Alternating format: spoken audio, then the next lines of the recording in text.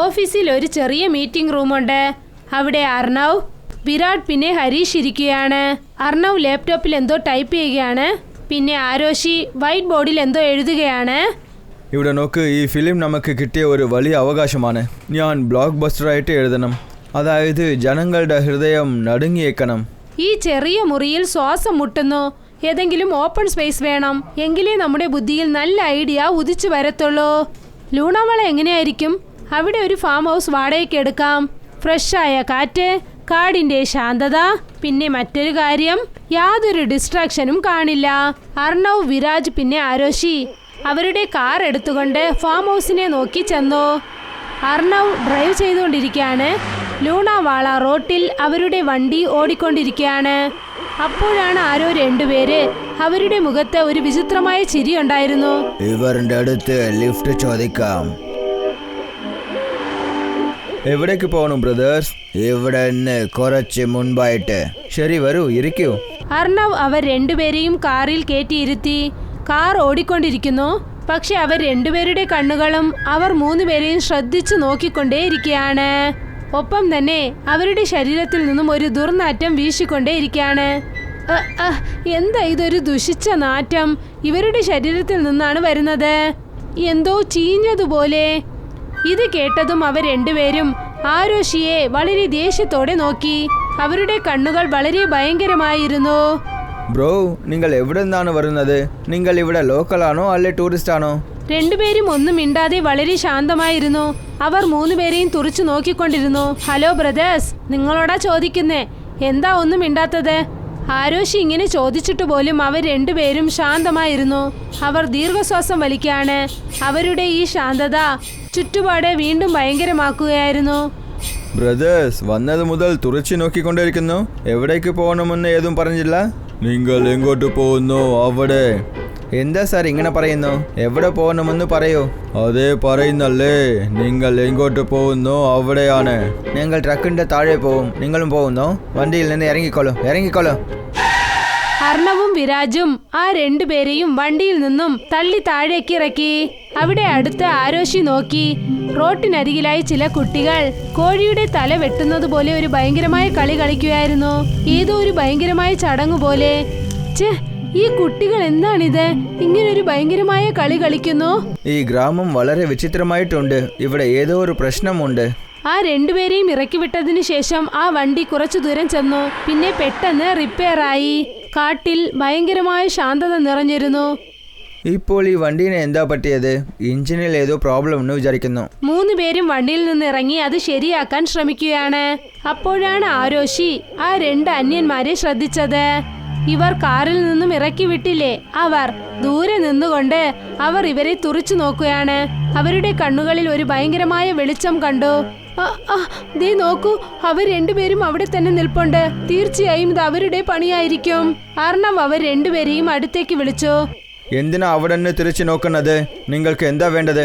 പറയൂ. ഇവിടെ എന്തെങ്കിലും ഗാരേജ് ഉണ്ടെങ്കിൽ പറയൂ. ഇവിടെ ഏതൊരു ഗാരേജും ഇല്ല.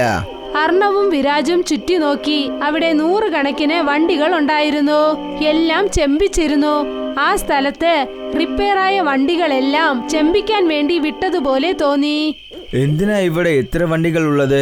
എല്ലാ വണ്ടികളും ഇവിടെ റിപ്പയർ ആയി പോകുമോ? രണ്ട് അന്യന്മാരും ആ ചോദ്യത്തിന് ഒരു മറുപടിയും പറഞ്ഞില്ല. ഒരു ഭയങ്കരമായ ചിരിയോടുകൂടി മിണ്ടാതെ നിൽക്കുകയായിരുന്നു. ശരി, വിട്ടേക്ക്.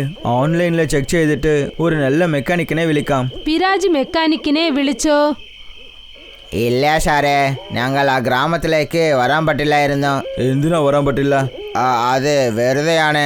മെക്കാനിക് പറഞ്ഞത് കേട്ടിട്ട് അർണവ്, വിരാജ് പിന്നെ ആരോഷി ആകെ ടെൻഷനായി പോയി. അവർ കരുതി ഈ ഗ്രാമത്തിൽ ഒരു ഭയങ്കരമായ രഹസ്യം അറിഞ്ഞിരിക്കുന്നുവെന്ന്. ശരി, വിട്ടേക്ക്. നാളെ ഈ വണ്ടി ശരി ചെയ്തേക്കാം. ഫാം ഹൗസ് അടുത്താണ് ഉള്ളത്.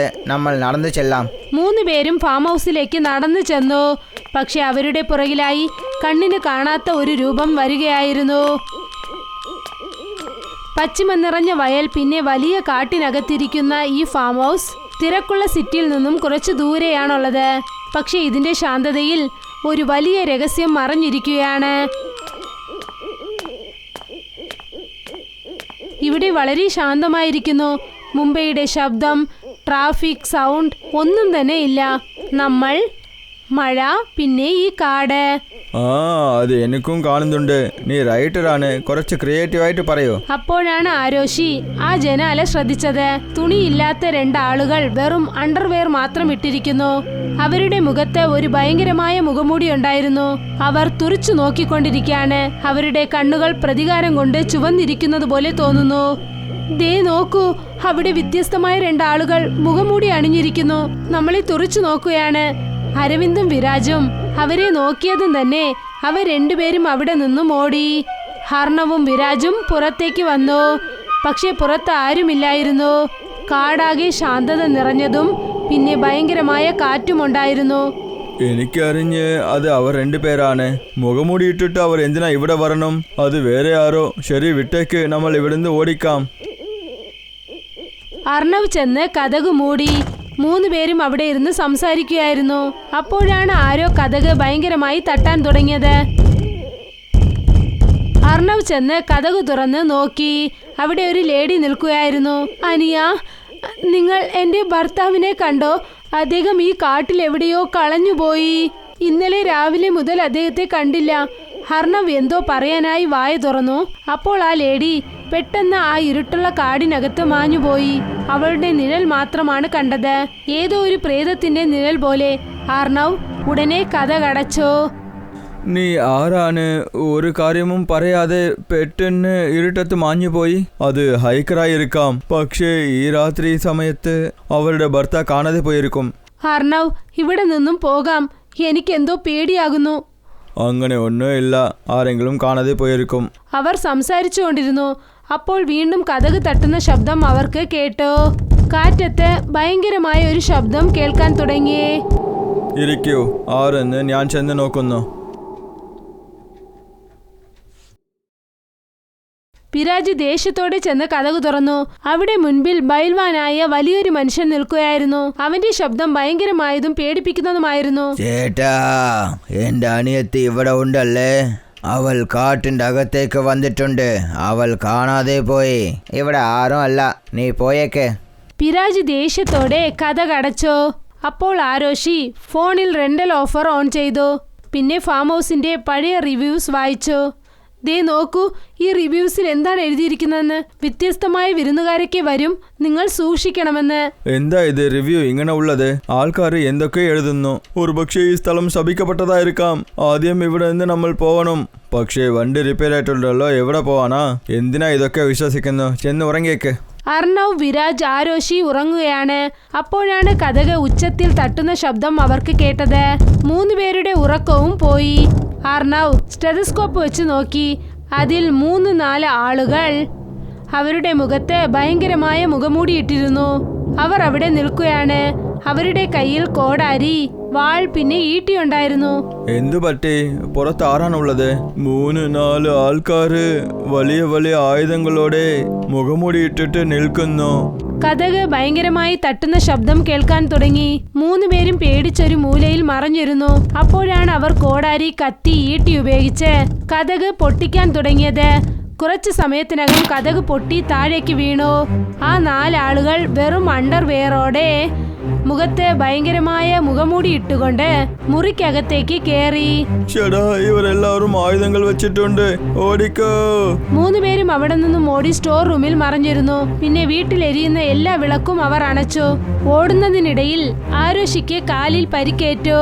അതുകൊണ്ട് കാലിൽ രക്തം വരികയായിരുന്നു. ആ 4 പേരും മുഖത്ത് ഭയങ്കരമായ മുഖമൂടികളോടെ വീട് മുഴുവൻ അവർ 3 പേരെ തേടുകയായിരുന്നു.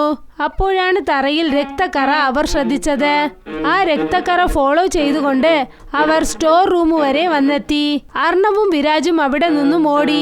പക്ഷേ മുറിവുള്ളത് കാരണം ആരോഷിക്ക് ഓടാനായില്ല. അവർ 4 പേരും അവളെ ഉപദ്രവിച്ചു. അവളെ കൊന്നുകളഞ്ഞു. അർണവും വിരാജും ബേസ്മെന്റിൽ ചെന്ന് ഒളിച്ചിരുന്നു. അവിടെ അവർ ഒരു ഭയങ്കരമായ വലിയ ശില്പം കണ്ടു. അതെങ്ങനെയായിരുന്നെന്നാൽ അതൊരു പിശാചിന്റെ ശില്പം പോലെ ആയിരുന്നു. ഇത് ആരുടെ ശില്പമാണ്? അർണവിന്റെ കാലിൽ രക്തം കൊണ്ടു. ഈ രക്തം എവിടെ നിന്നാണ് വരുന്നത്?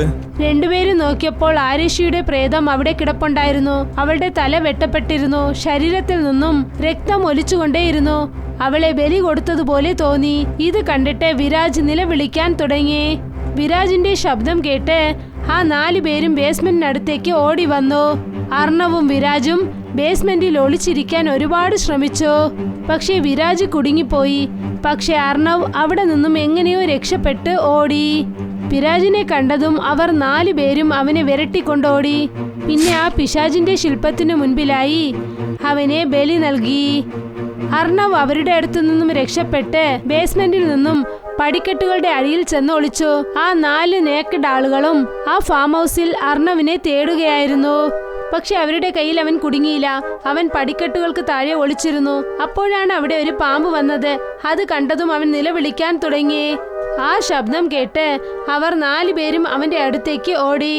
എന്നിട്ട് അവനെ പിടിച്ച് ബേസ്മെന്റിൽ ആ പിശാചിന്റെ ശില്പത്തിനടുത്തേക്ക് അവനെ കൊണ്ടുപോയി. അവർ അവനെ ബലി കൊടുക്കാനിരിക്കുകയായിരുന്നു. അപ്പോൾ സൂര്യൻ ഉദിച്ചു കഴിഞ്ഞു.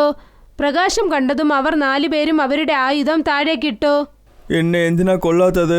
നിങ്ങൾ ആരാണ്? അവർ മുഖംമൂടി അഴിച്ചു. അവരുടെ കണ്ണുകളൊക്കെ ചുമന്നിരുന്നു, അതായത് രക്തം കൊണ്ട് നിറഞ്ഞതുപോലെ. അർണവിന് ആ 4 പേരിൽ 2 പേരെ മനസ്സിലായി. ഇവരാണ് ആ അന്യന്മാർ. ഇവർക്കാണ് അവൻ ലിഫ്റ്റ് നൽകിയത്. ചേട്ടാ, അത് നിങ്ങളല്ലേ? ഞാൻ നിങ്ങൾക്കാണ് ലിഫ്റ്റ് തന്നത്. പിന്നെ എന്തിനാ എൻ്റെ സുഹൃത്തുക്കളെ നിങ്ങൾ കൊന്നുകളഞ്ഞത്? ഇപ്പോൾ സൂര്യൻ ഉദിച്ചിട്ടില്ലെങ്കിൽ നീയും രക്ഷപ്പെട്ടില്ലായിരുന്നു. നിങ്ങളൊക്കെ ആരാണ്? ഞങ്ങൾ കട്ടേറിയ പാരമ്പര്യ ആൾക്കാരാണ്. പഴയ കൊട്ടാര വാരിസുകൾ. ഞങ്ങളുടെ മുന്നോറുകൾ ഇട്ട ശാപമാണിത്. ഓരോ രാത്രിയും ഞങ്ങൾ ബലിയിടണം, അല്ലെങ്കിൽ അവരുടെ ആത്മ ഞങ്ങളെ കഷ്ടപ്പെടുത്തും. അതുകൊണ്ടാണ് ഈ ഫാം ഹൗസിനെ റെന്റൽ വെബ്സൈറ്റിൽ വാടകയ്ക്കിടുന്നു. ആരൊക്കെ റെന്റൊക്കെ ഇവിടെ വരുന്നു ഞങ്ങൾ അവരെ ബലി കൊടുക്കും. പക്ഷേ രാത്രി മുഴുവനും ഞങ്ങളുടെ കാഴ്ചയിൽ നിന്ന് തപ്പിച്ച് ജീവനോടുണ്ടെങ്കിൽ, അതായത് നീ തപ്പിച്ചതുപോലെ, അവരെ ഞങ്ങൾ പാരമ്പര്യത്തോടൊപ്പം ഞങ്ങൾ ചേർത്തോളും. ഇന്നു മുതൽ നീ കട്ടേറിയ പാരമ്പര്യ ആളാണ്. ഞാൻ വീട്ടിലേക്ക് പോകണം. ഇനി മുതൽ നീ വീട്ടിലേക്ക് പോകാൻ പറ്റില്ല. ഒന്ന് ഞങ്ങളോടൊപ്പം ഇരിക്കണം, അല്ലെങ്കിൽ ചാവണം. അർണവ് അവിടെ താമസിക്കാൻ സമ്മതിച്ചു. അവന് വിശേഷമായ മന്ത്രങ്ങൾ, പിന്നെ ഭയങ്കരമായ ചടങ്ങുകളോടെ കട്ടേരിയ കുടുംബത്തിന്റെ ഒരാളായി അവനെ മാറ്റി. അവനെയും നേക്കഡായി മാറ്റി. ഒരു മാസ്ക് അവന് കൊടുത്തു. ഇപ്പോൾ അവന് മനസ്സിലായി ഇത്രയും കാറുകൾ എങ്ങനെയാണ് ഇവിടെ വന്നതെന്ന്.